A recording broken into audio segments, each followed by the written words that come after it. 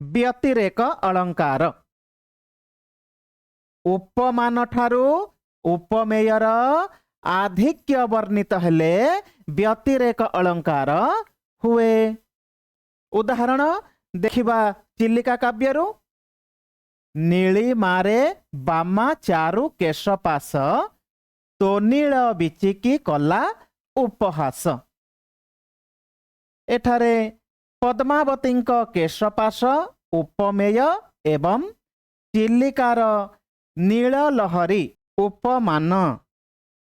ताहले एठी कौन देखा जाउछि उपमान ठारू उपमेयर आधिक्य वर्णित होइछि। जेमिति कि चिल्लिकार नील लहरी अपेक्षा पद्मावतींक केशपास अधिक नील थिला।